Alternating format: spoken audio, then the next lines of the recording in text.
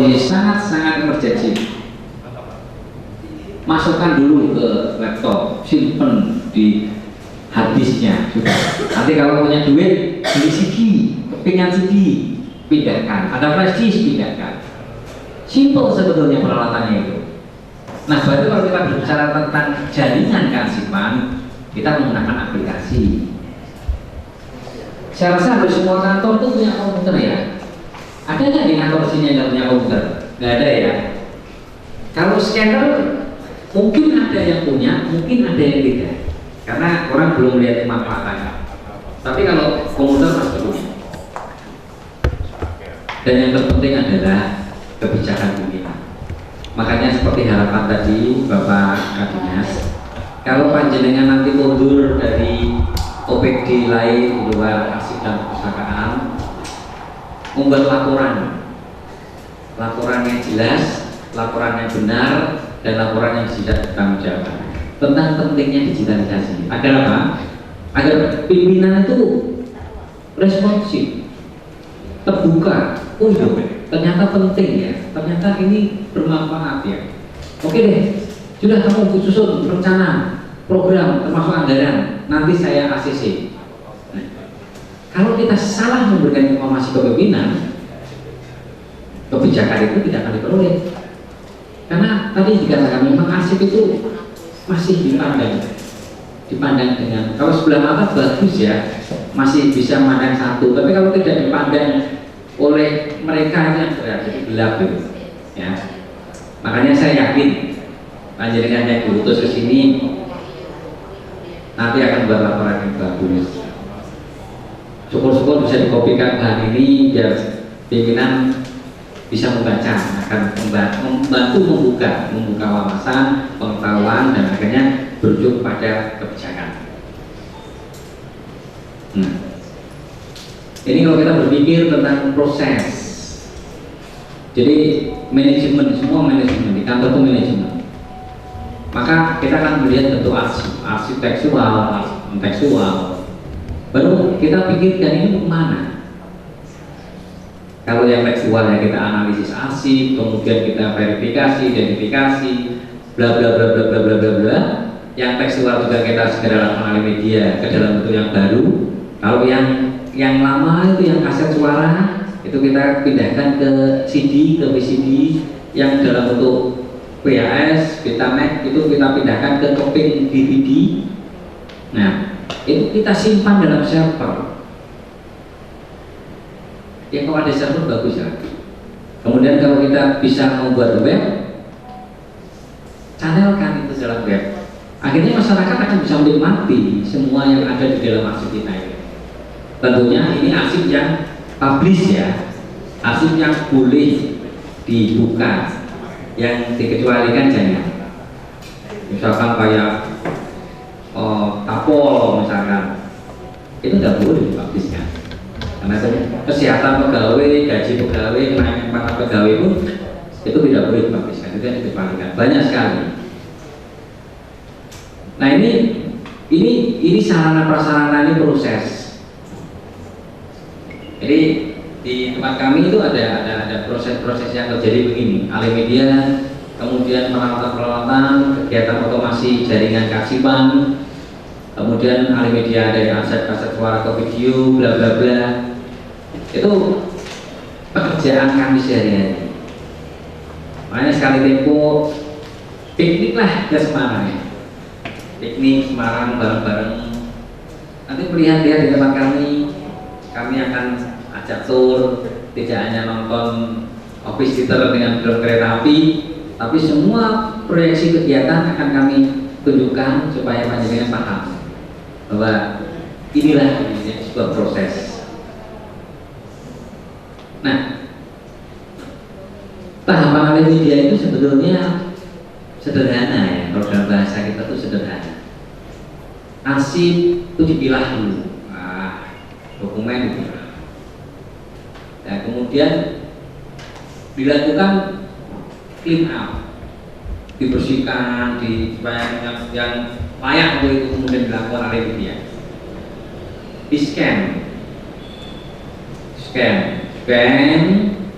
untuk dalam JPEG atau PDF, kemudian diindeks. Kita mau pakai apa, mau apa, kepentingan apa itu tergantung kita untuk melakukan indexingnya itu. Nah kalau itu sudah dilakukan, berarti arsip itu semua sudah berproses, sudah menjadi digital. Nah yang sudah dilakukan tadi, arsip itu dikembalikan lagi ke seperti semula. Tempatnya juga harus dikembalikan ke boxnya, ke berkasnya, ke boxnya, ke almarinya, ke ropeknya. Terus jangan habis gitu terus ditinggal waktu tidak media gitu, tapi kembalikan lagi karena fisik arsip itu juga sangat-sangat penting karena ahli media itu akan menyimpan informasi. Kalau ada proses barcode kita pakai barcode. Memang belum banyak kita yang pakai barcode ya, karena selain juga biayanya juga perlu teknologi. Ini saya diberi waktu berapa lama Bu Nana? Suka-suka ya. Kita pakai model tanya jawab sambil di tengah-tengah begini atau saya menyelesaikan? Menyelesaikan dulu ya. Baik. Ya kadang-kadang kalau tidak mencatat mau bertanya apa dijawab gitu. Yang ditanyakan yang terakhir, yang menutup gitu. Oke. Nah, ini kan kita bicara media, kita bicara input, proses, output. Jadi lembaran kertas, buku, film, mikrofilm, apapun itu nanti dilakukan proses dengan menggunakan peralatan, ya, scanner, proyektor, misalkan. Yang munculnya CD, kemudian munculnya data di laptop di komputer kita, kemudian bisa di-online kan. Jadi ini outputnya. Outputnya ini bisa dalam bentuk off. Off itu artinya milik pribadi. Kalau itu masuk CD itu offline, disimpan untuk diri kita sendiri. Kalau masuk ke komputer itu bisa off, bisa on. Tapi kalau sudah masuk ke web itu namanya online. Jadi output itu tergantung kepentingannya.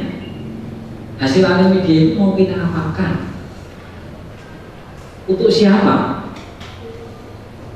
Nah baru kita nanti menentukan outputnya. Jadi output ini bisa kita tentukan ketika proses ini berjalan. Arsip itu mau digunakan untuk siapa, oleh siapa, pada siapa, dan sebagainya. Kemudian kita kalau bicara di dalam sebuah proses yang sederhana, saya katakan arsip yang tidak pernah kita bayangkan, tapi harus kita lakukan di media itu. Contohnya arsip keluarga, arsip aset, ya. Ada KK, KTP, ada kemudian STNK, BPKB, hisab BPK, dan sebagainya. Ahli media kan itu menjadi arsip baru, arsip keluarga, arsip OPD. Nah, kemudian tumpukan-tumpukan berkas ini itu kita bisa melakukan. Jadi ada sebuah nilai yang tidak kita bayangkan sampai kepada restorasi arsip. Nah, kalau kita bicara tentang ahli media suara, daya tahan kaset itu memang bisa lebih dari 100 tahun, tetapi akan berpengaruh kepada kualitas. Kualitas suara itu tidak akan sebening ketika media suara tadi pertama kali diciptakan, karena mungkin ada proses pengasaman, proses kerusakan, dan sebagainya. Oleh karena itu, kalau lembaga misalkan Humas itu dulu kan saya rasa banyak ya kaset-kaset suara ini ya, itu boyao, bahasa sederhana itu boyao, segera dialihmediakan. Kalau Dinas Arpus Pati ini tidak memiliki peralatannya, ya dulanlah ke Semarang. Ya, nanti kasih, nanti kita bantu. Oh bisa ada kunjungan? Oh, biasanya habis ditek ada kunjungan biasanya, gitu ya? Iya, saya setuju kalau habis ditek ada kunjungan itu saya setuju. Baik, kemudian, nah ini repro video ya. Kalau kita repro video itu kan bisa dari film, dari apapun. itu bisa kita pindahkan dalam media-media baru. Jangan dilihat filmnya ya, tapi ini sebuah proses saja. Ini berikan contoh, memang begini sebetulnya alih media. Nah, ini kalau kami juga untuk alih media film adalah kita memindahkan dari film 3 meter misalkan, itu nanti dipindahkan ke file, kita pindahkan ke kepingan. Ini prosesnya sebetulnya tidak rumit, setiap orang itu bisa menguasai ini. Ini staf saya namanya Pak Arwi. Dia hanya berpendidikan SMA, tapi sekarang sudah terampil karena lama menangani masalah ini. Jadi step by step proses itu akan diikuti. Kami selalu mencoba mengikuti perkembangan teknologi bahwa apa yang terjadi di aspek nasional itu bisa kita coba duplikasi di provinsi. Saya berharap apapun yang bisa dilakukan di provinsi itu nanti bisa terduplikasi juga di kabupaten. Ya, monggo, ini simpel, salah satu hal yang sebetulnya bisa dilakukan. Makanya kalau kita bicara tentang pengetahuan, knowledge, kita berbicara tentang, akhirnya kita akan menemukan sebuah sistem manajemen yang bagus. Apapun bisa kita integrasikan, apapun bisa kita koordinasikan, apapun bisa kita satukan. Kalau kita menggunakan pemanfaatan teknologi informasi di dalam pelaksanaan kegiatan kita yang terkait dengan masalah dokumen. Nah, ini di kami itu punya yang namanya cold storage. Itu tempat penyimpanan khusus. Jadi seperti depot, tempat penyimpanan, tapi khusus untuk arsip-arsip non tekstual. Suhu kami upayakan maksimal 15 derajat Celcius. Jadi kalau misalkan ibu-ibu belanja daging ya bolehlah nitip sebelum pulang kantor gitu. Karena dinginnya juga lumayan itu. Kita lama di situ per 4 jam itu aja. Kalau kita nggak pakai jaket juga sudah kedinginan sekali. Nah, 15 jam, 15 menit, 15 jam kita jadi S1 ya. Dan ini tidak boleh mati. AC-nya tidak boleh mati. Jadi kami ya punya genset yang begitu nanti listrik mati itu harus langsung tergantikan. Karena perubahan suhu yang mendadak itu bisa menyebabkan kerusakan di tempat penyimpanan kami. Oleh karena itu suhu selalu diatur dalam kondisi harus maksimal 15 derajat Celcius. Sehingga biaya listrik kami juga cukup tinggi ya. Karena setiap hari 24 jam tidak boleh berhenti, suhu ruangan yang selalu harus diatur dengan baik. Nah, ini tempat penyimpanan kami. Moga-moga Dinas Kearsipan Pati segera memiliki seperti ini ya. Moga-moga. Sudah, malah sudah ya. Harus sudah. Jadi ini sebetulnya depot itu persyaratannya ya cukup boleh, tapi tidak harus sibuk. Ini kalau kami di sini terus kami bandingkan, kami kunjungan ke DKI Pak. Wah, luar biasa DKI. DKI itu untuk yang ruangan khusus. Itu dinding batanya itu di antara bata sama bata itu dikasih plat baja. Itu ruangan yang betul-betul anti kebakaran. Kemudian memang keramik itu tidak disarankan sih sebenarnya dalam depo, karena keramik itu bisa meletus, itu bisa merusak. Tapi ini sudah terlanjur. Artinya di dalam pembangunan depot yang baru itu harus dilapisi semen biasa yang kemudian dicat dengan cat yang anti api. Nah, teknologi untuk mengatasi kebakaran ini kalau suatu saat dibangun itu harus menggunakan teknologi gas. Kalau kami belum nyalakan, jangan yang air. Karena apa? Objek kita itu kertas. Kalau kita menggunakan air, maka begitu gitu makyur semua kan banjir, rusak. Kalau gas enggak, hanya tertentu waktu kita terjadi suhu yang meningkat. Dan yang teknologi yang terbagus lagi, ruangan arsip itu dibuat ruang kedap. Jadi ketika terjadi percikan api itu ada alat yang bisa mengeluarkan semua oksigen yang ada di dalam ruangan itu dengan cepat, seperti kalau lilin itu kita tutup dengan gelas, sip gitu, pasti mati ya lilinnya. Nah itu oksigen disedot semua jedet sehingga api tidak akan bisa berkembang kalau tidak ada oksigen. Itu dari teknologi terbaru, tapi itu juga cukup mahal karena struktur bangunannya juga khusus gitu. Tapi saya yakin ke depan pasti jadi luar biasa. Ini kami aja merasa ketinggalannya. Tapi pagi sudah seperti ini ya. Saya pernah lihat ribunya sudah bagus loh. Nah, saya pernah lihat sekali juga bersih gitu sama.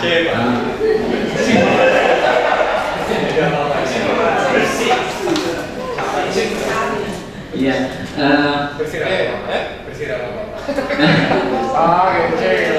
Tapi enggak, ini semangat ini. Saya berharap ke depan ini di bawah Bu Nana ya, untuk kasipannya Bu ya, itu berbeda sistem. Tapi saya menyukai Pati. Kenapa? Yaitu tadi orangnya ramah, bisa diajak kerjasama yang baik dan mau tumbuh, mau bertumbuh. Nah itu loh. Perubahan-perubahan yang terjadi walaupun itu tidak seketika, tetapi proses itu akan membanggakan kita semua. Baik, jadi kita lihat pada prinsip. Yang pertama adalah kita melihat nilai guna arsip dalam jangka panjang. Arsip yang sudah dialimediakan itu kan harus bernilai guna panjang. Untuk apa misalkan arsip ulangan hari ini gitu, kok kemudian didigitalisasi ya? Yang mungkin suatu ketika bila menunjukkan ke kita ini dulu Mbak itu ulangan dapat nilai 100 misalkan, tapi kan nilai gunanya itu tidak begitu penting kan? Nah, artinya semua arsip itu bisa dialimediakan, apapun itu. Bahkan surat cinta itu untuk menjaga keromantisan ketika hilang, sudah sama-sama kakek nenek, bukakan lagi. Ini surat cinta kita yang pertama, surat cinta kita yang kedua, gitu loh. Artinya semua itu bisa kita alimediakan, tetapi sekali lagi coba kita cermati nilai guna jangka panjang. Kemudian tadi merupakan arsip dokumen yang vital.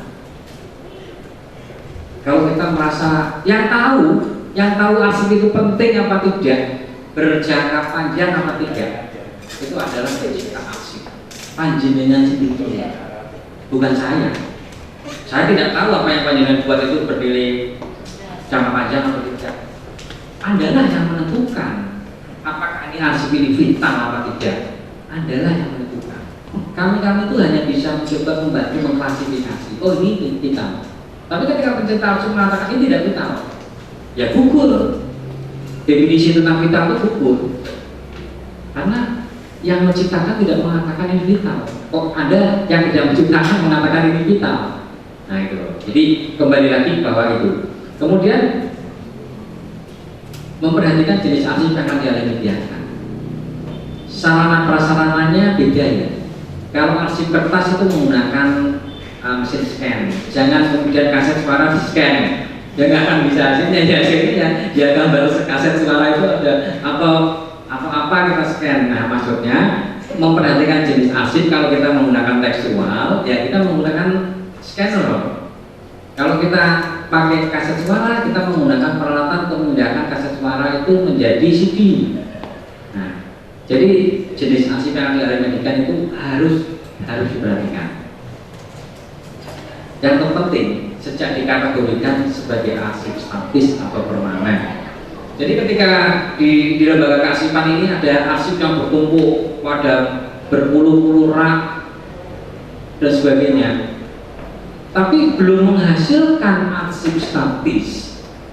Ya iman kalau kita alimediakan. Makanya harus dilakukan pengolahan. Ketika ada PK misalkan penilaian kembali, ya itu ternyata tidak dilakukan. Tapi ini katanya arsip statisnya sudah banyak gitu ya. Sudah mulai dilakukan dan saya melihat perkembangan sehingga tahun ini saya yakin tahun ini digitalisasi itu akan bertambah banyak cepat ini. Dan moga-moga akhir tahun saya bisa melihat hasilnya ya Bu Nana, bahwa dari arsip statis yang sudah berhasil dihimpun akan dalam bentuk digital. Oke, nah perlindungan arsip ya, karena arsip yang dialemediakan itu informasinya terlindungi. Coba bayangkan, saya alemediakan, saya simpan di hard disk eksternal, saya simpan di laptop saya simpan di CD saya simpan di flash disk saya simpan di smartphone saya simpan di cloud computing. Ketika ini hilang satu, masih ada cadangan. Gak mungkin semuanya hilang, gak mungkin, kecuali dunia kiamat ya. Dunia kiamat itu semuanya hilang. Jadi perlindungan arsip secara maksimal. Coba kalau misalkan hanya di rollback saja, gedungnya kebakaran, rollbacknya hancur, nah. Tapi kalau ini dalam bentuk media, ini mau kebakaran 1000 kali itu udah masalah. Ini tak simpen di cloud computing, tak simpen di hati saya, tak simpen di smartphone saya, tidak ada masalah. Ya, sesuai perkembangan teknologi ya. Kalau kita bawa arsip kertas, kita bawa satu blok dulu. Ini arsipnya begitu. Misalkan kita mau diperiksa atau kita mau pergi kemana, kita bawa arsip itu satu blok gitu. Nggak efisien. Kalau itu sudah dialemediakan, cukup di smartphone kita, cukup di kepingan CD basis kita. Ini arsip kita semua yang ada dalam blok tadi sudah kita pindahkan. Kemudian keindahan, wah arsip bertemu-temu kan nggak bagus, tapi kalau sudah masuk ke laptop kan indah. Apalagi yang pegang laptop ganteng atau cantik, itu tambah indah lagi itu pemandangannya itu. Tidak hanya arsipnya yang indah, tapi laptopnya juga jadi indah itu. Kemudian yang terakhir efisien. Dua kertas ada satu lemari itu bisa kita pindahkan dalam satu pin CD. Coba kalau itu kita butuh alat penyimpanan, satu ruangan ini ada 20 rollback isinya berkas semua. Kita butuh satu ruangan ini. Tapi ketika itu jadikan kepingan CD, kita butuh satu laci saja, itu masih sisa. Ruangannya kosong, bisa untuk melakukan lain-lain. Bisa dipahami Bapak Ibu? Ini bukan sesuatu yang hebat, tapi sesuatu yang harus kita lakukan. Ini teknologi yang ketinggalan menurut saya, itu ke depan kita lebih hebat lagi. Tapi kita harus berani memulai. Kapan lagi? Ya hari ini. Jadi kalau yang di rumah tidak punya scan ya, saya nyuwun Bapak Ibu, coba deh akte kelahiran anak difoto jebret, akte kelahiran kita difoto jebret, KTP kita difoto dan sebagainya, simpen dalam satu file. Itu sudah merupakan alih media arsip keluarga. Nggak usah beli laptop, nggak usah beli scanner, alat foto kita aja bisa dipakai. Hanya kalau melihat kualitas, itu memang saya menyarankan menggunakan peralatan yang memang seharusnya. Tapi dalam keadaan emergensi, kita bisa menggunakan sarana prasarana yang ada. Nah, manajemen kearsipan itu, yaitu tadi saya katakan puncaknya itu di kepedulian. Wah, kita program kebijakan kita bagus, sarana prasarana kita bagus, sumber daya manusia kita bagus. Kalau kemudian misalkan kita pindah ya, misalkan kepedulian kita hilangkan aja, maka ini akan tumpul. Atau kita balik, itu hasilnya tidak akan maksimal. Kita akan tidak membentuk sebuah piramida. Jadi manajemen kearsipan yang terkait dengan masalah kemanfaatan alih media digitalisasi itu sebetulnya memang harus berbentuk piramida. Jadi topangan yang terkuat itu adalah di sumber daya manusia dan sarana prasarana. Baru di antara dua topangan tadi kita buat yang namanya program, kegiatan, kebijakan. Nah, kalau tiga aspek ini sudah berhasil kita bangun, kepedulian yang kita tumbuhkan. Karena kalau peduli saja tidak ada tiga aspek ini tidak akan bisa. Tapi tiga aspek ini hebat, pimpinan tidak peduli, juga manajemen kearsipan ini tidak akan berjalan dengan baik. Oleh karena itu, tentunya peran serta semua yang terkait harus selalu ada. Staf, bahkan seseorang, kalau saya mengatakan begini, dalam sebuah tim itu ada yang hanya penggembira, tapi kita butuh juga penggembira dalam sebuah tim. Ada yang setengah berpikir dan ada yang berpikir beneran. Sekarang kalau orang ini semua hebatnya buat berpikir beneran, nggak ada yang mau disuruh fotokopi, nggak ada yang disuruh buatin kopi. Yang kita kerja penggembira ini yang nanti akan mensuplai apa yang kita butuhkan. Sehingga dalam sebuah kepemimpinan yang sederhana adalah teamwork. Nah ini adalah teamwork. Jadi 4 aspek yang ini di dalam manajemen kearsipan itu harus terpenuhi. Tanpa itu semua tidak akan bisa berjalan dengan baik. Ini sebagai penutup, saya hanya mengingatkan hal-hal yang kecil terhadap perlakuan arsip kita. Jangan meletakkan benda apapun di atas arsip yang akan dibaca. Arsip itu bisa kondisi fisiknya baik, bisa kondisi fisiknya itu sudah mulai rapuh. Kalau kita kemudian meletakkan, itu akan menimbulkan bekas di arsip. Nah, bekas itu jelas akan berpengaruh kepada nilai dan kualitas arsip itu sendiri. Mau diproses apapun, itu tetap akan menimbulkan bekas. Upayakan jangan melipat dokumen, upayakan. Ya, jangan melipat dokumen. Ya kalau terpaksa, ya bolehlah. Tetapi kalau sudah, coba kembalikan. Kami kalau mau meluruskan arsip itu menggunakan setrika. Jadi setrika tapi jangan panas-panas ya, yang cukup hangat gitu. Arsip itu kita gosok, sehingga arsip itu nanti akan kembali lagi ke bentuk semula. Kalau kami menangani laminasi atau restorasi arsip kertas, itu kan sering ada lipatan, kemudian ada yang kelompel dan sebagainya. Itu dirapikan dengan menggunakan setrika. Jadi saya ada satu staf yang dia memiliki keahlian menyetrika arsip. Itu butuh keterampilan khusus. Jangan dianggap enteng loh. Nanti kok arsip itu tidak setiap orang bisa. Saya nyoba sendiri. Itu tidak bisa berhasil bagus loh. Tapi staf saya yang ahli itu tahu. Disuruh berapa dia memanaskan, bagaimana tekniknya arsip itu disetrika agar bisa mendapatkan arsip yang utuh kembali sebelum dilakukan deasidifikasi atau dilaminasi. Hal yang kecil, tapi tanpa ilmu tidak bisa dilakukan. Jadi katanya kamu kalau setrika baju bisa seperti ini, enggak Pak. Jadi ternyata dia itu hanya bagus itu setrika arsip, tapi ketika saya setrika baju nggak bagus. Karena saya nggak pernah setrika baju di rumah loh. Kan dia di rumah nggak pernah setrika karena istrinya, tapi di kantor dia punya kompetensi itu. Sehingga arsip-arsip yang kuno-kuno, yang rusak-rusak, yang terlipat-lipat itu bisa dirapikan. Kemudian jatuh itu juga bahaya. Lantai ini kotor.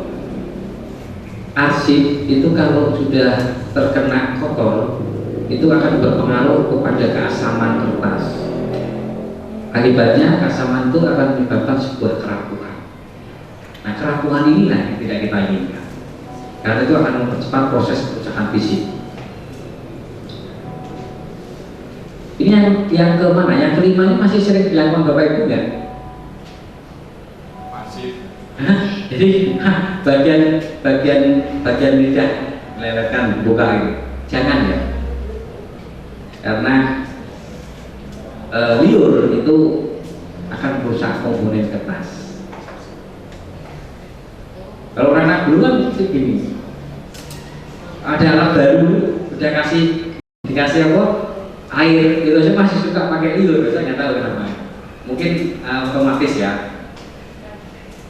Yang ini kalau membaca rekod makan ambil minum nggak apa-apa, nggak ada repot. Karena arsip jangan, kayak gitu loh. Karena arsip itu selain dari tekstual itu kerusakan yang disebabkan karena keasaman kertas betul-betul sangat membahayakan. Jadi ini beberapa hal yang bisa kami sampaikan sebagai prolog saja sebelum nanti Pak Catur Eri menyampaikan hal yang lebih detail. Moga-moga apa yang kami sampaikan ini paling tidak menambah pengetahuan. Syukur-syukur bisa menyadarkan. Alhamdulillah kalau kemudian dilakukan. Dengan demikian tugas tujuan kami datang ke sini itu ada manfaatnya. Saya yakin orang-orang Pati adalah orang-orang yang peduli, orang-orang yang mau berkembang, dan orang-orang yang bisa kami andalkan. Sekali lagi ini yang bisa kami sampaikan. Kurang lebihnya saya mohon maaf. Semoga nanti ada pertanyaan yang bisa saya jawab. Kalau tidak ada ya eman-eman saya jauh-jauh datang ke sini kalau nggak ada pertanyaan. Tapi kalau toh misalkan tidak ada yang, kalau ada pertanyaan saya tidak bisa menjawab, saya janji akan datang lagi untuk menjawab pertanyaan yang tidak saya jawab. Demikian akhirnya, wassalamualaikum warahmatullahi wabarakatuh. Monggo, silakan.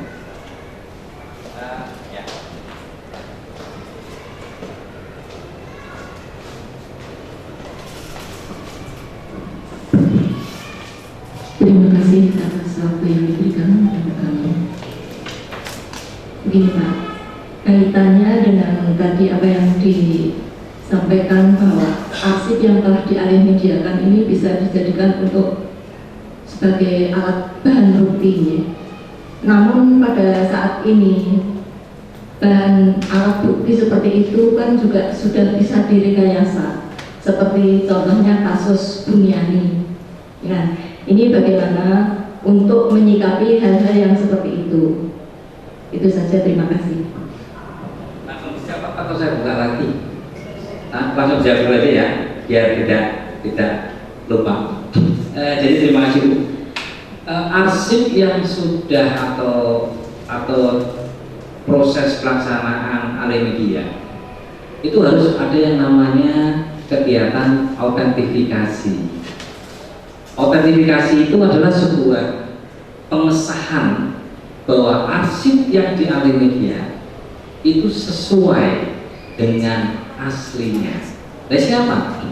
Kalau di sebuah lembaga, misalkan di lembaga kearsipan, itu yang melakukan autentifikasi dalam bentuk berita acara itu adalah satu, kalau ada fungsional arsiparis, fungsional arsiparis itu sebagai analis arsip yang mau dialihmediakan. Ketika dia melakukan analisa, maka dia meyakini bahwa arsip itu adalah arsip yang asli, arsip yang benar, sehingga dia nanti bertanggung jawab pada hasil output bahwa arsip yang sudah dialihmediakan kemudian sehari produksi lagi itu dicocokkan, itu persis seperti aslinya. Itu tanda tangan yang pertama. Kemudian tanda tangan yang kedua dilakukan oleh pejabat yang menangani. Contohnya kalau digitalisasi penanggung jawabnya saya, maka saya menandatangani arsip itu yang hasil alih media bahwa arsip itu memang sesuai dengan aslinya. Jadi saya harus meyakinkan tidak hanya pendapat dari arsiparis itu, kita harus mencocokkan bahwa arsip ini betul-betul sesuai dengan aslinya. Kemudian yang ketiga itu adalah penanggung jawab organisasi. Lalu di sini kepala dinas itu menandatangani berita acara autentifikasi. Nah, ketika kemudian berita acara autentifikasi itu jadi, arsip itu beredar. Untuk mengetahui ini sah atau tidak, itu adalah lampiran dari berita acara. Kalau arsip itu ada berita acara autentifikasi, ada pengesahan autentifikasi, maka arsip itu bisa dipertanggungjawabkan bahwa arsip itu sesuai dengan aslinya. Tapi bukan arsip asli ya, arsip itu sesuai dengan aslinya. Nah kalau yang bertanggung jawab itu sudah ada semua, ya tetap sah. Ya sama seperti naskah proklamasi ditandatangani Insinyur Soekarno-Hatta.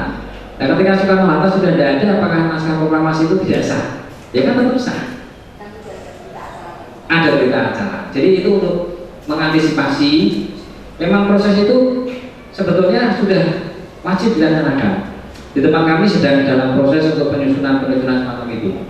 Yang sudah kami alih mediakan, sedang akan kami susun dengan berita-berita acara untuk autentifikasi. Itu cara untuk kita mengurangi ketidakpercayaan orang terhadap keabsahan daripada arsip yang kita alih mediakan. Bagaimana itu? Sudah? Oke. Monggo yang lain. Silakan. Monggo. Yang mau tanya lagi?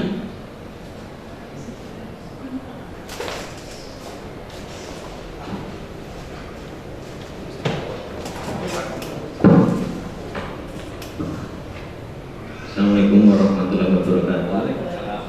Perkenalkan, nama saya Hilman Setiawan.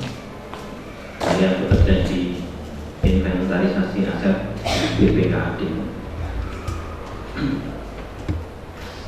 Pada siang hari ini saya menyampaikan terima kasih. Ternyata di Dinas Kearsipan dan Perpustakaan ini telah melakukan rencana suatu pelompatan yang besar. Jadi babak baru dalam pengelolaan arsip dan perpustakaan, di mana sudah akan melakoni tahap pengelolaan arsip berbasis intinya itu elektronik digitalisasi seperti itu, dengan adanya e-arsip. Karena di bidang aset sendiri di BPKAD itu memang arah dari kebijakan roadmap aset, manajemen aset itu memang arahnya semua akan diintegrasikan dalam satu sistem seperti itu.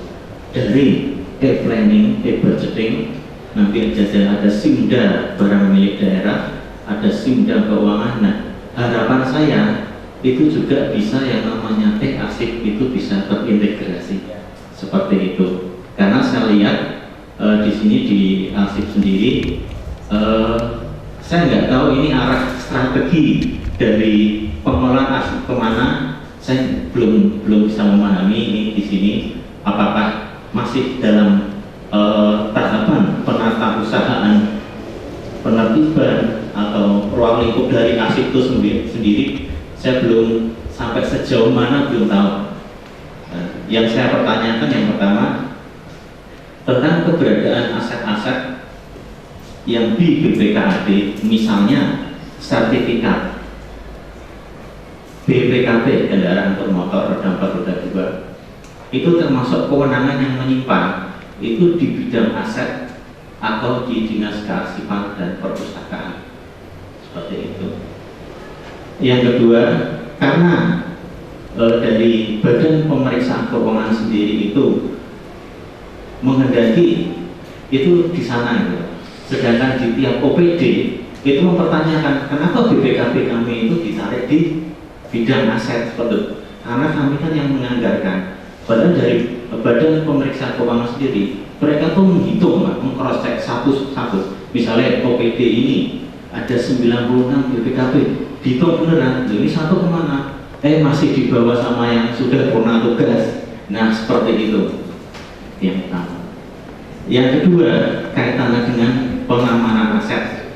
Ya, selama ini apakah ada aturan atau semacam standarisasi tadi seperti tadi? Apakah kita di bawah standar itu apakah kita dibolehkan? Karena di BPKAD memang sertifikasi dan BPKP itu belum bisa seperti yang digambar itu. Jadi disimpan di lemari besi, dikunci. Nah cuma seperti itu, kan tidak tahu kalau ada apa-apa, rakyat apa-apa kan tidak tahu. Nah gitu. Maksudnya tuh saya gini, dalam analisa klasifikasi barang arsip itu yang bagaimana yang dimaksud dengan yang arsip secara aset yang berharga, terus arsip yang dalam keadaan diam, tidak diperiksa lagi, tidak digunakan lagi, seperti itu. Nah, kalau BPKB itu misalnya perpanjangan, apakah misalnya nanti itu kewenangannya menjadi kewenangan arsip dan perpustakaan? Apakah nanti setiap OPD itu nanti minta ke dinas arsip, nanti yang mengeluarkan itu arsip, seperti itu. Oke, terima kasih atas waktu yang diberikan. Baik, terima kasih Pak. Jadi kewenangan siapa itu substansinya? Apakah kewenangan kami sebagai OPD yang bertanggung jawab terhadap aset, atau kewenangan lembaga kearsipan? Sebetulnya semua itu tergantung kepada kebijakan pemimpin daerah. Jadi sebagai contoh begini, di DKI Jakarta itu semua aset milik daerah itu disimpan di kantor di dinas kearsipan DKI, sehingga waktu itu dikatakan bahwa depo arsip DKI Jakarta itu adalah gedung yang termahal di dunia, karena semua aset, data-data aset, sertifikat, BPKB asli semua disimpan di lembaga kearsipan. Ya, sehingga pengamanannya luar biasa. Maka saya katakan pengamanannya, anti apinya seperti itu. Ada yang namanya ruang baja, kemudian cara pemadaman kebakaran, kemudian proses keamanan, kemudian sampai kepada tempat penyimpanan. Kalau roll opek itu di sana itu roll opeknya tahan api. Harga satu roll opek itu 140 juta. Satu roll opek, karena itu tahan api. Tapi dia bukan berangkas, tapi dia juga memiliki berangkas yang luar biasa untuk menyimpan BPK, BPKB. Dan yang bisa mengambil itu adalah tim khusus. Kata mau perpanjangan ya, itu tim khusus. Mereka datang ke lembaga kearsipan provinsi DKI, kemudian mereka meminjam untuk kemudian dilakukan proses pemanjangan BPKB, STNK misalkan gitu. Kemudian untuk Pati, untuk provinsi Jawa Tengah, kami mencoba mengarah ke sana. Satu yang terpenting adalah bagaimana menciptakan trust, kepercayaan. Kepercayaan itu berasal dari kesiapan fisik, berarti sarana prasarana. Kalau lembaga kearsipan dari dinas kearsipan Pati ini bisa membangun depo yang bagus, sarana prasarana yang luar biasa keamanannya, kemudian sistem keamanan 24 jam. Mengapa di tempat-tempat panjenengan yang sarana prasarana tidak lengkap dalam kondisi seperti itu? Kenapa nggak menitipkan? Memang sudah kewajiban dari lembaga kearsipan daerah itu untuk memfasilitasi semua arsip vital, semua arsip yang terkait dengan lembaga yang di daerah dan itu sudah bentuk statis, memang disarankan untuk disimpan di lembaga kearsipan. Makanya ada sistem terintegrasi. Jadi kalau misalkan akan ketahuan ini arsipnya kok hilang satu misalkan, kalau itu sudah dititipkan ke dinas kearsipan dan perpustakaan, itu tidak akan terus terjadi. Nah, sistem yang terintegrasi itu bisa dibangun dalam komunitas. Jadi kembali kepada bagaimana atau berada di siapa kewenangan itu, kami sampaikan itu tergantung kebijakan bupati. Kalau bupati itu menjadi kewenangan dinas kearsipan dan perpustakaan kabupaten, kasih dong sarana yang lengkap, kasih fasilitas yang baik, sehingga dari dinas yang menangani aset itu percaya bahwa aku menyimpankan di tempat Anda itu aman, jauh dari kemungkinan terjadi kerusakan. Jadi secara substansial memang itu sangat terkait bagaimana itu koordinasi dilakukan. Tapi ini kelihatannya Bu Nana mau memulai. Jadi roadmap-nya kalau kita bicara bahwa ke depan itu adalah penciptaan arsip-arsip yang terintegrasi. Jadi kalau misalkan Anda butuh arsip apa, itu dengan sistem dan klik yang sudah terintegrasi tadi bisa mencari apapun dan dimanapun. Kemudian apakah itu harus disimpan di masing-masing OPD? Kalau itu kita bicara begitu, kita berbicara tentang ego sektoral. Lembaga daerah itu adalah satu kesatuan. Bukan ini punya aku, ini tanggung jawabmu, kamu tidak bisa.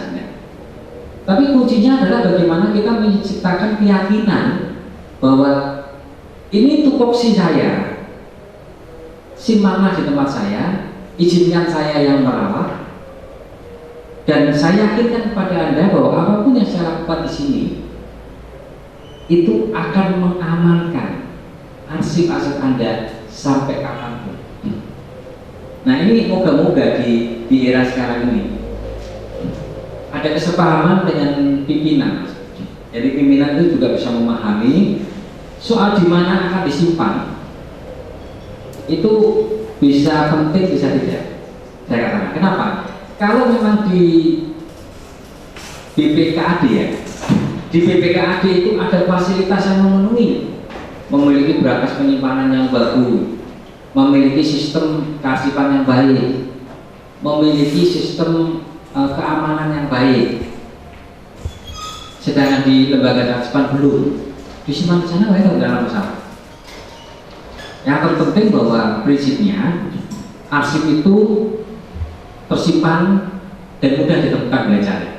Yang kedua, semua arsip-arsip itu tolong segera dialih-mediakan. Saya sampaikan bahwa output dari alih media itu tidak menggantikan fungsi, tapi menginformasikan bahwa memang ada data itu, ada barang itu, ada aset itu. Saya ke suatu kabupaten itu pada ketakutan ketika arsip itu mau diklarifikasi dari kantor BPKAD itu mau diklarifikasi oleh kantor kearsipan. Kenapa? Karena kan banyak pengaruh politis saja. Datanya ada nih, barangnya ramo. Makanya saya sampaikan harus ada keberanian, satu, harus ada saling percaya, dua, harus mau duduk bersama, tiga. Kalau memang arsipnya ada tetapi barangnya tidak ada, maka perlu dilakukan penghapusan aset. Nah kalau itu sampai kepada dewan, ya tidak apa-apa. Itu aset milik masyarakat, milik pemerintah. Ya kalau hilang bertanggung jawabkan. Walaupun untuk menerbitkan surat penghapusan penghilangan atau penghapusan aset itu harus sampai ke dewan. Tapi itu harus dilakukan karena kita akan menghasilkan sebuah kebenaran ke depan bahwa apa yang ada di data kami adalah sesuai dengan apa yang ada di lapangan. Ya saya tidak mengatakan bahwa data sekarang berbeda ya. Moga-moga itu tidak berbeda. Yang terpenting adalah mari dicoba ditimbulkan komitmen. Kalau nanti itu dialih mediakan, misalkan dibantu oleh sini atau alih mediakan, sekaligus dilakukan cek and recheck bahwa hasil alih media itu ternyata secara fisik juga ada. Ya kalau tidak ada, harus ada berita acara penghapusan. Penting, karena arsip itu nanti harus kita rubah. Dulu Pemda Pati itu memiliki tanah sekian hektar di sana. Mau tahu nggak kenapa Jawa Tengah itu masalah PSBB kalah? Kalah kita. Karena kita nggak punya arsipnya, kita nggak punya datanya. Itu artinya apa? Pengadilan tidak akan percaya pada penjelasan kita kalau kita tidak bisa menunjukkan dulu. Ini kontrak kerja saya dengan PT IPU misalnya. Ini dulu apa, ini dulu apa, ini aset kami. Ketika kami tidak bisa menunjukkan itu, ya kita kalah. Dan kemudian ketika mereka mengkonfirmasi ke kita tanya balik, pernah nggak Anda di BPAD menitipkan arsipnya yang terkait dengan proyek ke kita? Nggak ada. Ya kenapa tanya kita? Jadi stucknya gitu ya harusnya. Artinya proses ini tetap berjalan nanti, kemudian di mana kewenangannya, siapa yang melakukan, itu penentunya adalah di decision maker bupati. Karena kalau bupati sudah menentukan, bupati itu roadmap-nya itu jelas ini mau kemana. Sistem dan mekanisme itu dibuat dengan itu bersama. Ini nanti bagaimana keasipan aset itu? Apakah nanti fisiknya itu ada di kantor panjenengan? Kalau ada di kantor panjenengan, minta kepada pimpinan untuk penguatan sarpras, pembangunan tempatnya sesuai peralatan sarana prasarana memadai. Kalau itu dititipkan di dinas keasipan, ada berita acara, lihat lokasi dinas keasipan, bagaimana peralatan sarana prasarana keamanan yang menjamin bahwa aset panjenengan itu aman. Itu aja. Oke. Masih ada lagi? Mau tanya lagi? Monggo, yang lain. Monggo, siapa mau tanya lagi? Oke. Kalau tidak ada, berarti ini langsung ke materi kedua ya. Baik, mau menggunakan ini juga sekalian. Oke. Jadi Bapak Ibu yang kami hormati, sekali lagi terima kasih pertanyaannya bagus-bagus dan singkat tapi jelas. Sekali lagi saya mohon maaf jika dalam penyampaian komunikasi ini ada hal yang kurang berkenan. Kebenaran semuanya milik Allah, kesalahan ada pada saya, dan saya berharap semoga apa yang saya sampaikan ini bermanfaat. Terima kasih. Wassalamualaikum warahmatullahi wabarakatuh. Aset yang menjadi bukti dari kekayaan suatu daerah. Jadi ini kalau kita bicara tadi kita sebagai lembaga keasipan juga memegang peran penting dalam hal penyelamatan kekayaan atau barang milik negara.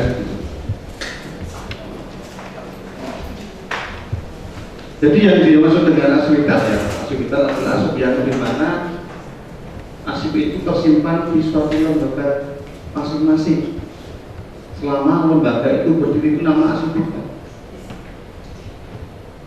Jadi nanti penyimpanan ada di lembaga masing-masing asupital. Ya, tidak bisa ditarik atau dipindahkan ke lembaga lain. Karena aset itu masih sangat dipergunakan oleh lembaga itu selama lembaga itu masih berdiri. Jadi di sini ada mengenai bahwa aset itu adalah aset yang sangat penting bagi organisasi. Keberadaan asetnya secara terus akan menjadi bagian dari organisasi. Asetnya akan selalu ada dan selama organisasi perusahaan itu berdiri. Yeah. Jadi kalau misalnya di lembaga keasipan di sini ada asupitalnya, aset apa yang aset yang sebagai bukti dari kekayaan daerah juga, ya, seperti sertifikat tanah untuk kantor sini misalnya, SK pendirian kantor sini itu ada di sini, termasuk aset-aset yang lain. Tapi kebanyakan kalau tentang untuk kekayaan benda yang bergerak ada di BPKB ini, di situ ya, pertimbangan di sana. Tetapi BPKB ya. Tapi secara peraturan memang itu nanti tersemat di masing-masing lembaga. Karena asupital dari masing-masing SKPD atau OTT dan saya OTT. Kemudian aset karena saking pentingnya dalam manajemen keasipan syaratnya, maka aset dibagi menjadi fase-fase. Ada yang dinamis, ada yang statis. Jadi pengertian asupital ini jangan disamakan dengan aset statis, tersimpan secara permanen dan terus-menerus. Kalau statis itu karena berkaitan dengan dia punya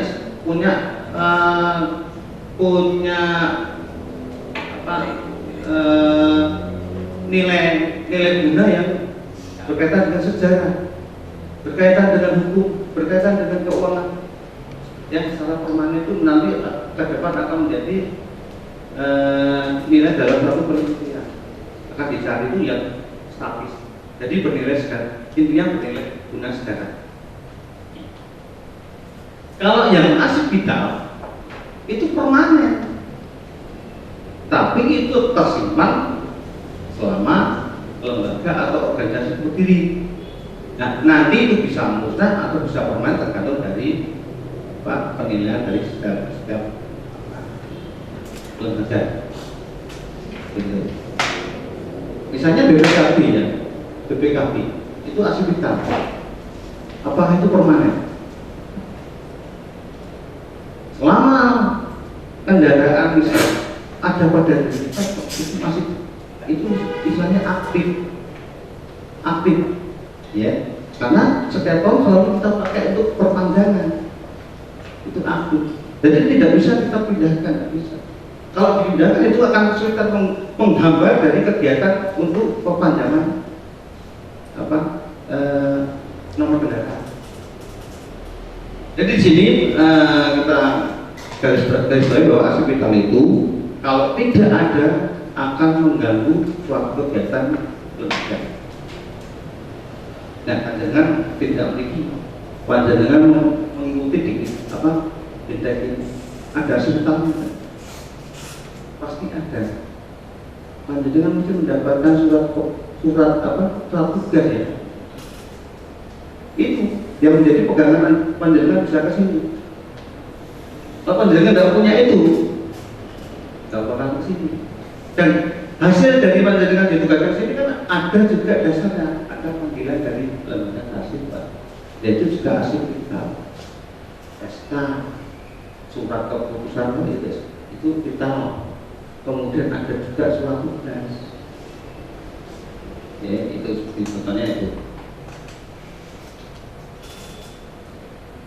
Kemudian latar belakangnya ini, asif vital merupakan pola hukum manajemen organisasi.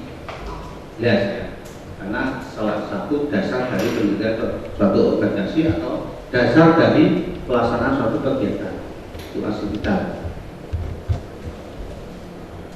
Medianya bisa berupa kertas atau bisa juga non kertas.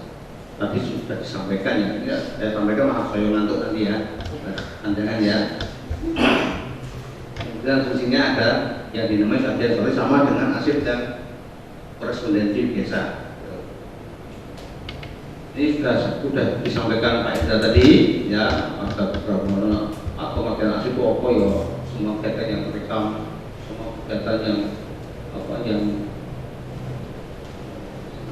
yang muncul kan, yang merupakan imbas dari suatu kegiatan tentang asif.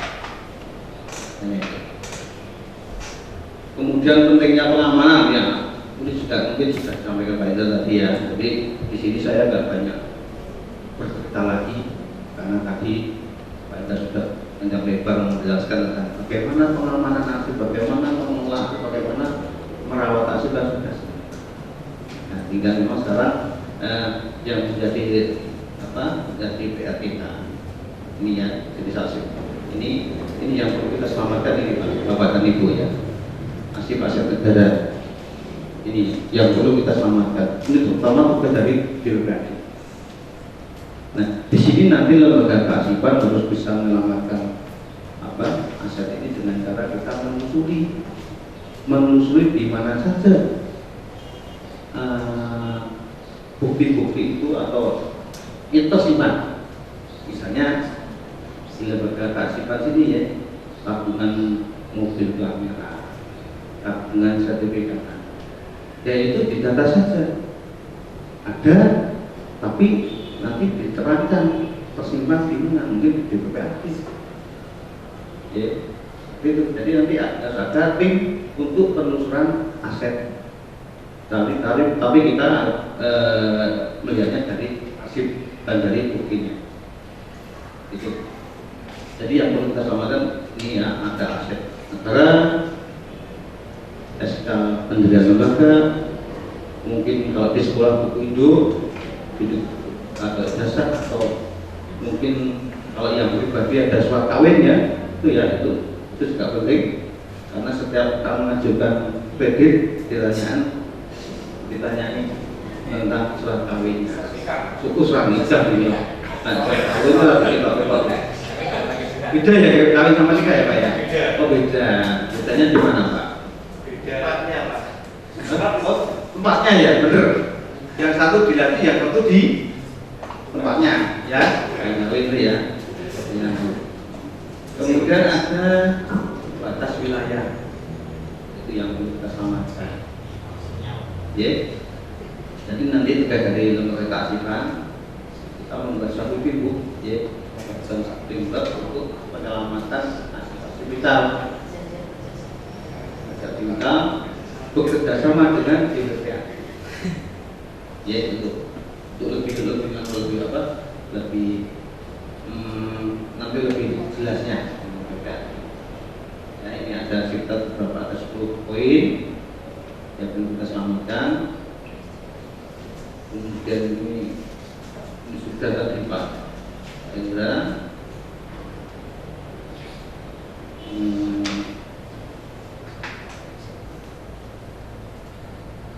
Nah mungkin ini perlu kita sampaikan juga ya, ciri-ciri dari aset vital. Aset vital harus ada demi kelangsungan hidup organisasi.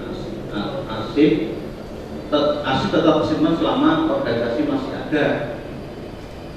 Jadi ceritanya seperti itu ya, harus ada demi kelangsungan hidup organisasi. Aset tetap disimpan selama organisasi itu masih ada. Ya sekarang contohnya dulu ada Departemen Penerangan, asetnya sudah ke kita ya. Nah kita simpan, kita amankan aset vitalnya. Itu ada aset apa? Staf penjualan Depen Jawa Tengah, Kabupaten termasuk ada mungkin asetnya ya, biogikunya dulu apa saja itu tersimpan dari contohnya itu. Jadi aset itu sudah diserahkan ke kita karena lembaga itu sudah direvitalisasi sudah ada. Jadi seperti itu. Kemudian fisik dan informasinya memerlukan perlindungan dan pengamanan. Setiap aset yang informasinya berdampak pada kelangsungan hidup organisasi harus diberikan perlindungan dan pengamanan yang memadai sehingga terhindar dari ancaman kerusakan. Tadi yang disampaikan Pak Ida ya, mungkin ada ancaman dari bencana, banjir atau kebakaran atau mungkin karena kerusakannya karena secara biologis ya atau secara kimia kan bisa. Jadi harus ada perawatan khusus. Seperti yang di lembaga kita untuk merawat aset memang sudah kita laksanakan semaksimal mungkin walaupun mungkin masih ada kekurangan. Contohnya kekurangan adalah idealnya apa? Fire alarm kita pakai gas atau pakai serbuk, kita masih pakai air karena itu dikembalikan lagi kepada kondisi keuangan pemerintah. Ya, kita sudah mengajukan untuk merubah apa gas air itu menjadi pupuk supaya yang kita lindungi tidak rusak. Kemudian fisik asetnya tidak dapat tergantikan. Ya, kalau menggantikan pasti mahal harganya, mahal ongkosnya. Contohnya panjenengan kehilangan akte kelahiran, prosesnya kan lama. Kedua memerlukan juga biaya. Saya kehilangan sertifikat tanah, saya harus membayar 5 juta untuk penerbitan lagi. Contohnya, prosesnya juga lama, berbelit-belit. Saya harus lapor ke polisi. Kemudian itu diberitakan dalam berita dalam media selama 3 bulan baru bisa diterbitkan. Itu contohnya bahwa aset vital itu apabila hilang atau rusak memerlukan biaya dan waktu yang lama. Contohnya BPKB panjenengan ini kan cukup dengan kamu tuh kira-kira dan Polda nanti tunggu bermacam-macam. Ada laporan polisi dan seperti itu. Kemudian aset vital adalah aset bagi organisasi. Arsip mampu memperlihatkan data-data kepemilikan yang menjadi kekayaan organisasi. Jadi nanti kita dari lembaga kearsipan bisa cuma memberikan informasinya saja bahwa lembaga A punya kekayaan kepemilikan ABCD, tapi tempat penyimpanan buku itu ada di BKD.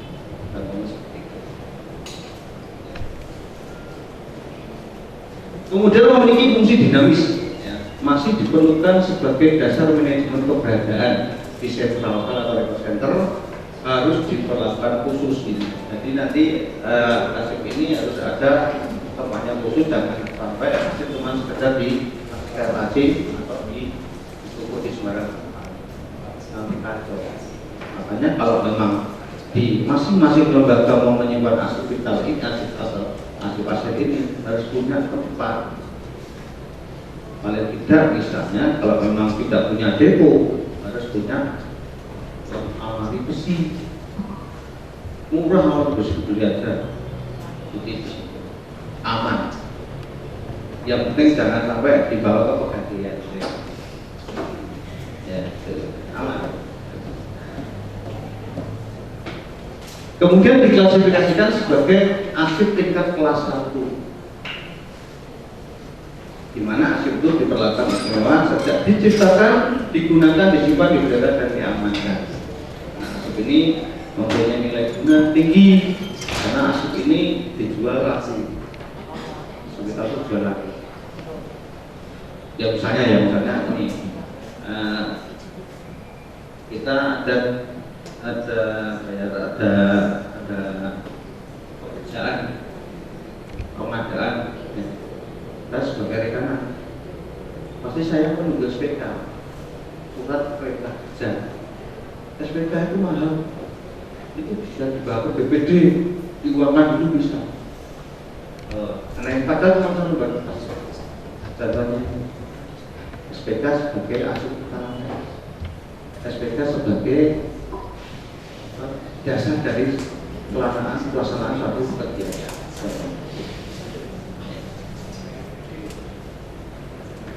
Mungkin dari sini ada yang ditanyakan, Bapak dan Ibu.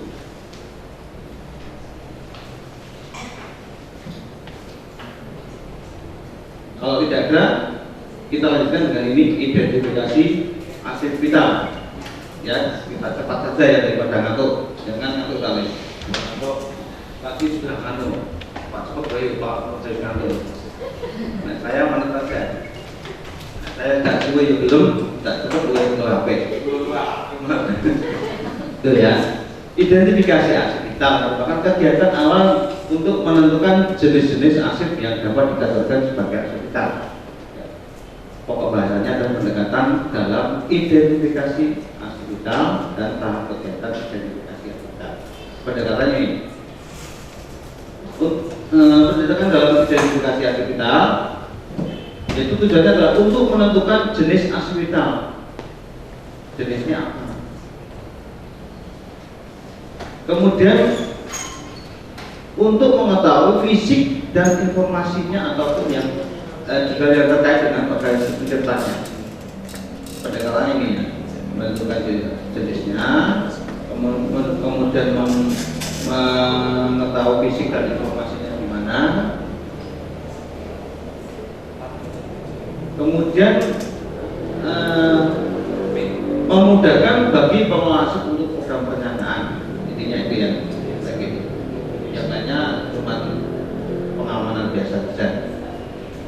Nanti kita coba bagaimana kita ini form ini ya. Ini form ini kelihatan tidak Pak? Ini cara kita menelusuri arsip. Jadi ini ada kegiatan yang kaitannya dengan akuisisi arsip. Ya, akuisisi arsip itu kalau yang arsip vital itu memang tidak kita menarik arsipnya, tapi dengan cara kita alih media. ya kita alami media, karena arsip itu tidak boleh dibawa pergi dari lembaga itu, karena itu arsip kita. Ya, biasanya cuma kita fotokopi atau mungkin kita alami media dengan scan. Kemudian penulisan seperti ini, ya, untuk apa? Untuk kita bisa mengetahui keberadaan arsip kita dan berapa jumlah yang punyai.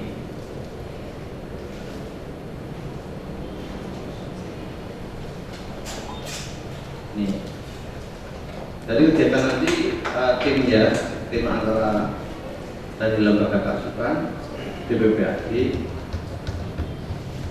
ini menjadi dasar bagaimana kita bisa menelusuri keberadaan dari keberadaan atau penyimpanan aset yang ada di pemerintah daerah sini. Ini ada istilahnya daftarnya seperti ini, terus nanti menjadi apa ya, menjadi bahan dalam kita masyarakat kegiatan akuisisi. Ini ada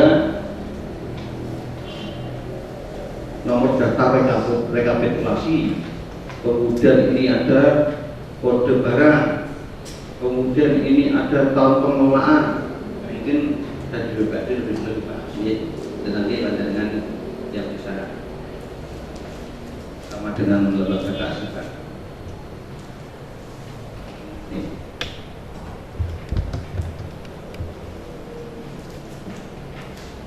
Nah itu juga setelah tahun pengadaan ada dokumen yang tersedia.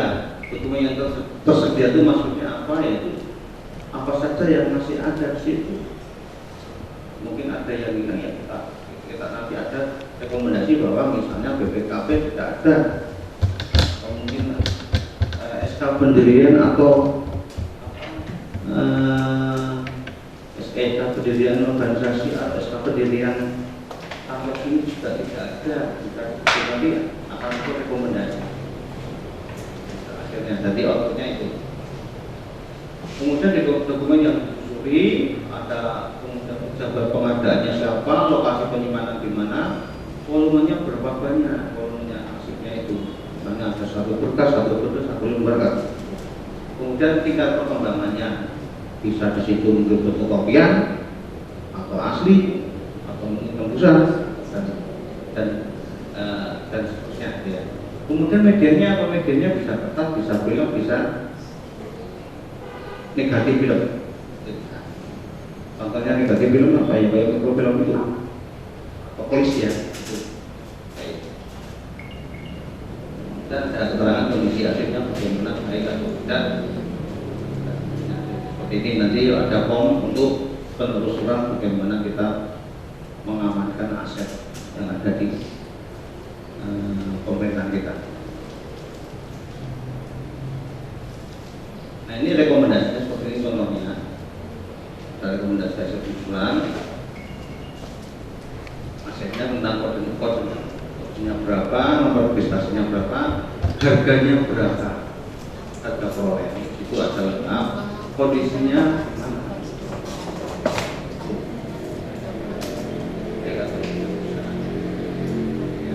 ini contoh-contoh bagaimana kita menelusuri arsip aset. Ini contohnya Pak, pengisian kopi misalnya. Ada ini yang kita itu tentang PT Bank Mandiri namanya. Jenis arsipnya apa? Gambar bangunan. Itu alat arsip ya. Kemudian unit kerja. Yang ini apa ya? Bagian logistik. Kemudian kurun waktunya. Tadi ada gambar bangunan ada pada berapa atau kemudian tahunnya dari tahun berapa sampai berapa itu kurun waktunya. Setelah itu ada medianya berarti media kertas ya, media kertas semuanya berapa box, di sini ada 2 box. Kemudian jangka simpannya selama gedung itu masih ada. Jadi ini arsip ini tetap permanen, arsip ini dipelihara selama lembaga atau organisasi itu berdiri.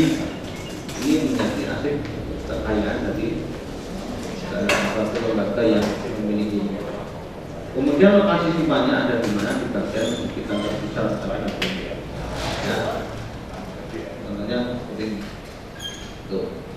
Untuk kita menelusuri jumlah atau mengamankan aset-aset yang ada pada lembaga kita. Mungkin di sini ada yang mau pertanyaan atau mungkin kita sharing aja karena yang disampaikan untuk tentang alih media sudah disampaikan Pak Hendra, mungkin cuma seperti itu. Jadi intinya bagaimana mengamankan informasi, tapi tidak berarti bahwa kalau asli dan sudah di alih media itu yang asli tidak tangguh, bukan.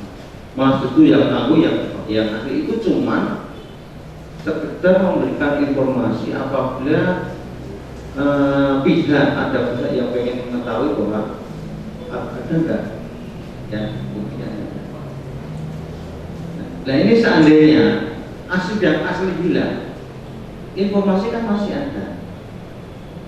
Di situ akan mempermudah kita kalau kita akan mengurus lagi karena buktinya ada di situ, ada nomor registernya mungkin ada mungkin tahun berapa masuk itu dua seperti itu. Jadi nanti itu sebagai dasar dalam kita misalnya menelusuri lagi hasil yang hilang atau yang rusak. Seandainya rusak misalnya seperti yang sekarang menjadi PR kita ya, asid tentang letter C itu kan banyak yang rusak yang meremuk itu banyak.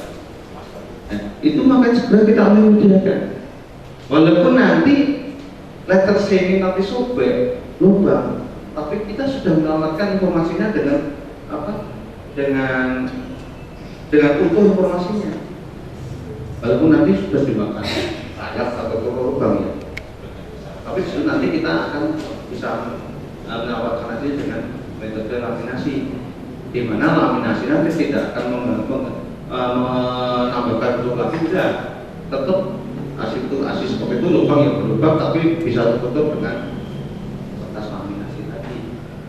Nah, pengen tahu apa aslinya dulu seperti apa ya yang di alih media tadi ya, misalnya di alih media tentang surat ya, surat penuh tentang surat perjanjian kerja antara BTA dan BTB sudah kita alih mediakan, yang asli kita simpan.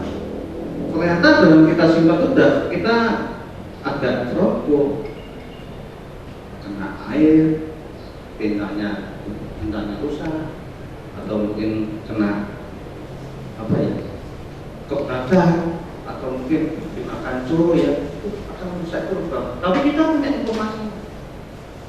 Dan itu tujuan dari alih media seperti itu. Kita bisa menyelamatkan informasinya secara utuh, walaupun yang asli sudah lubang, kan begitu.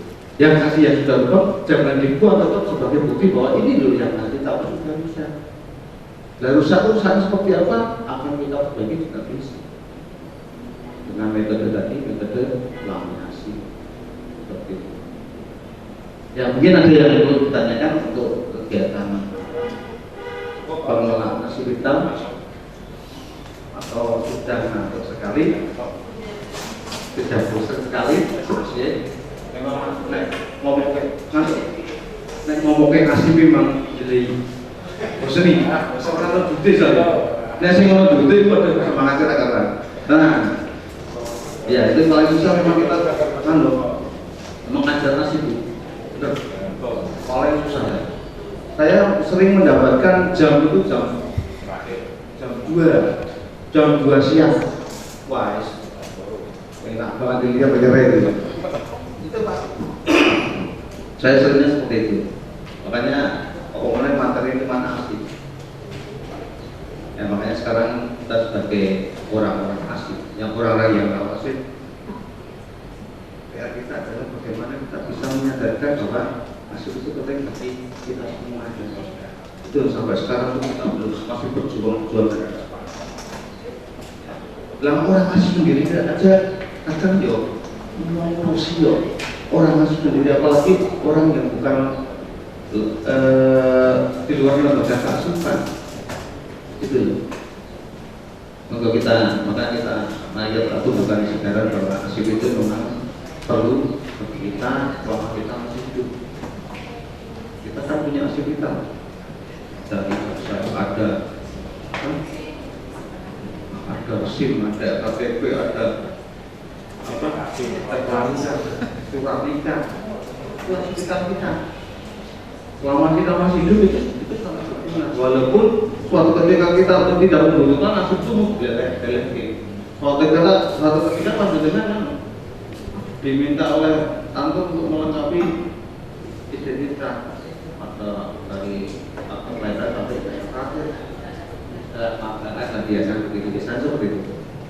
Bapak nilai arsip itu. Ya mungkin ini yang kita sampaikan, karena kalau ya intinya yang ahli media sudah disampaikan oleh Pak Indra, atau mungkin ada yang perlu ditanyakan, ya monggo.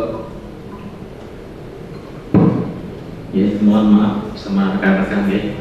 Ini sebentar saja yang saya tanyakan. Tidak usah lama-lama, nanti kalau saya lama-lama nanti dikira melanggar HAM. Nah, seperti itu.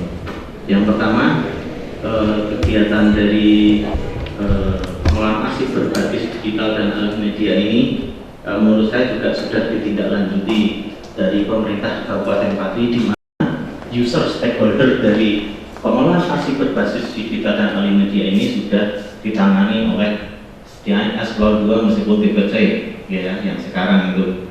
Nah, yang ingin saya tanyakan yang pertama, dulu saya mantan ex-litbang, Pak. Di Litbang itu banyak sekali penelitian berkas atau dokumen yang kantornya sekarang kan sudah bubar. Nah, misalnya yang dulu saya ketahui misalnya kayak penelitian tentang masyarakat Samendus Polilog, penelitian tentang batik bakaran, bahkan sampai semua motifnya itu ada. Nah, itu sampai sekarang apakah itu ditarik oleh dinas arsip, saya juga nggak tahu ya. Itu kelanjutannya seperti apa, itu pengelolaan di tingkat provinsi itu seperti apa, yang pertama. Yang kedua, kami mengharapkan dari pemerintah provinsi ada perhatian khusus, Pak, dalam arti di kabupaten kota perlu diadakan pembinaan atau perlu lomba tentang kearifan di setiap kabupaten kota, di mana nanti awardnya untuk daerah bisa mungkin karena dana provinsi triliunan bisa dibangunkan depo apa gimana seperti itu dari bantuan dari pihak provinsi gitu Mbak Nana. Kurang lebihnya saya mohon maaf. Assalamualaikum warahmatullahi wabarakatuh. Terima kasih pertanyaan yang bagus sekali. Untuk Litbang ya, memang kemarin Litbang sempat kemudian bergabung dengan begitu bergabung, arsip itu langsung diserahkan ke kita, ya, otomatis langsung begitu. Jadi kita sudah menerima arsip dari Litbang masuk ke kita. Ya. Untuk kemudian untuk kegiatan yang kaitan dengan lomba, kita selalu mengadakan lomba, tapi tidaknya di desa, ya, ada pasangan, ada arsip. Ini sekarang ini baru kita mengadakan pembinaan pada desa untuk adakan lomba terkait aplikasi itu akan kita sampaikan. Tapi kalau yang katanya kabupaten kota ya, lomba lembaga kearsipan daerah. oh iya, itu ada. Mereka dinilai kemudian mengambil 2 atau 3 opsi OPD binaan. Nah, ya dia akan menampilkan desa binaannya, biasanya seperti itu. Ya, kita. Kemudian tapi kalau hadiah tidak masuk itu yang berat. Hadiah minta ada depo. Berat ya. depo kopi ya. Ya ada hadiahnya, tapi nggak sebesar. Ini ada. Kemarin untuk tingkat desa, pemenangnya mendapatkan hadiah 5 juta. Pemenang pertama dan bertahap kedua, ketiga, selisih 500-an kayak gitu, Mas. Itu sudah dilaksanakan, Pak. Jadi untuk arsip yang lembaga yang sudah dilimitasasi sudah terakuisisi ke kita, jadi tersimpan di lembaga kearsipan. Jadi untuk yang lipat ini. Terima kasih tadi menanggapi dari yang minta tadi yang diimigrasi itu dari Kabupaten Pati itu sudah masuk ke kantor kampus ini di Polda. Sebagian sudah saya tata sudah, tapi belum selesai. Tapi sebagian besar itu SPJ, Pak. Sebagian SPJ, terus ada yang kelola apa jenis kontrak itu, lelang kontrak ada, terus ada pembudayaan Pak Jeruk Pamelo itu juga ada, tapi untuk badai-badai itu apa enggak ada? Belum ada. Itu lihatnya gitu Pak. Terima kasih kita.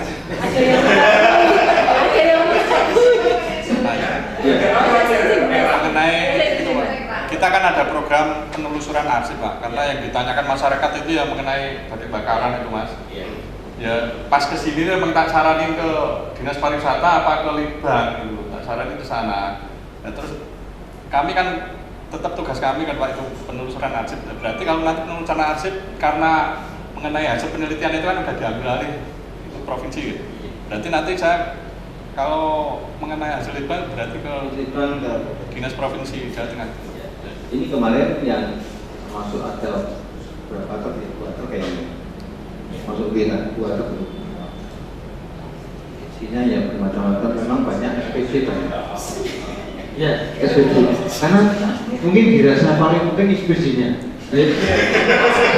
jadi mau nggak ya SPJ itu tadi ada wawancara tidaknya ini contoh aja kalau yang kita bicarakan duit ya orang itu ya tapi yang bicarakan hasil itu hasil punya itu ya jadi itu ada yang tanya lagi mungkin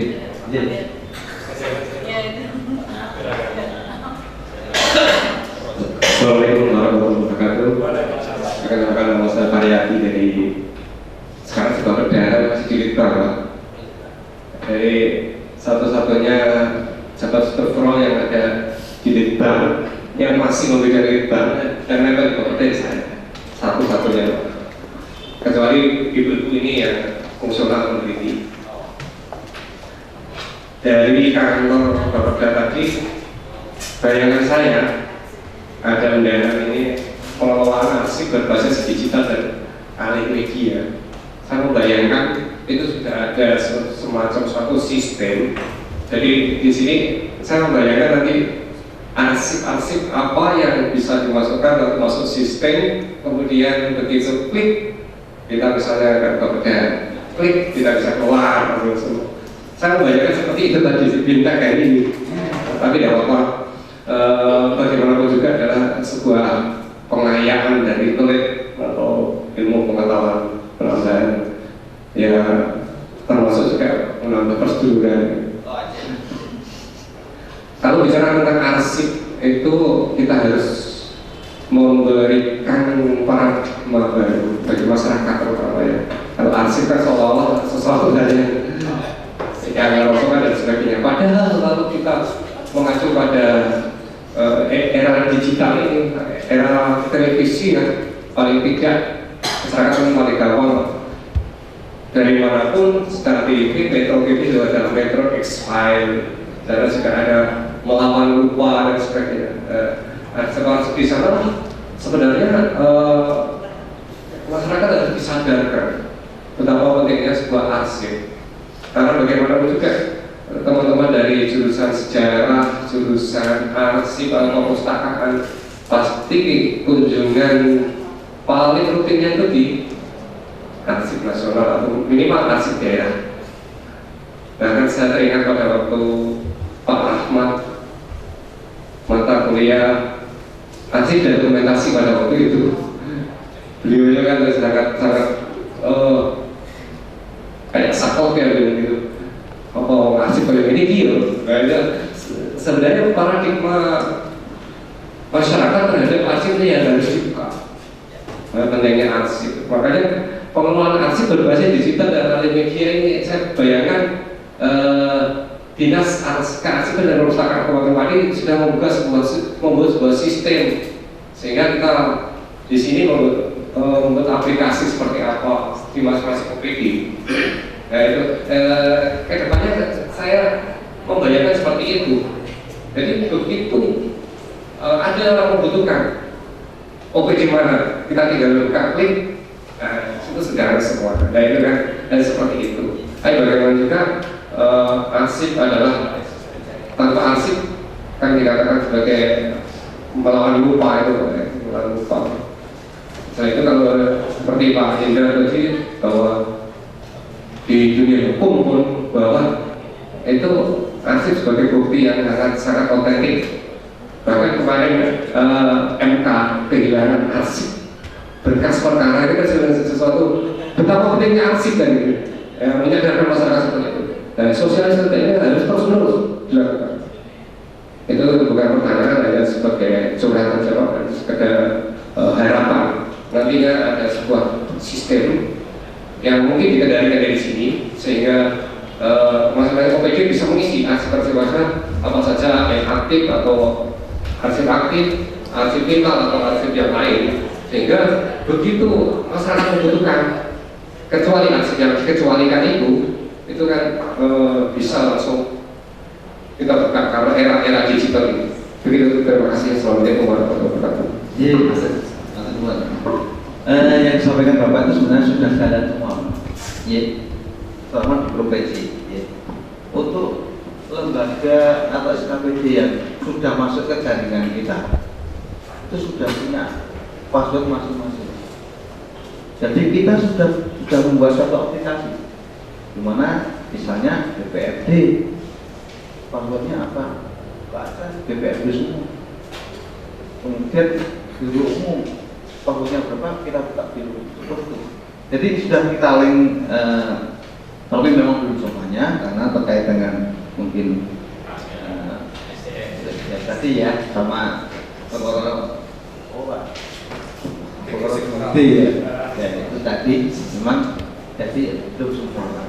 Termasuk mungkin nanti di lembaga ini harus membuat suatu aplikasi sosial. Pakai fasilitasi dong. Pasti nanti ada pembinaan ke situ nanti pasti atau pembinaan untuk apa untuk aplikasi. Ya. Kemudian untuk menyadarkan masyarakat, kita selalu mengadakan pameran Bapak, pameran publikasi ya. Selain publikasi juga sebenarnya masyarakat sudah disadarkan di setiap harinya. Contohnya mereka yang misalnya lulus kuliah, nganggur pengen cari kerja, dia kan kebingungan ya dari jasa OSD sampai SMA, kemudian harus mencari surat di mana di Vietnam.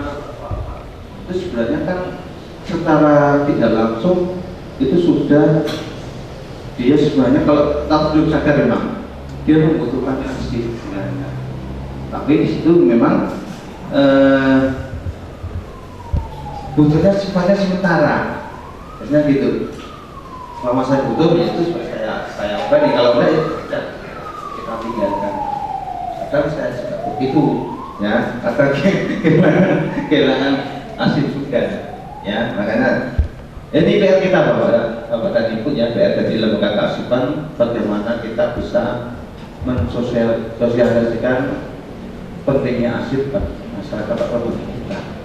Itu memang itu jadi perjuangan kita untuk situ, supaya kita menjadi orang yang tidak disingkirkan atau dipinggirkan, menjadi orang yang benar-benar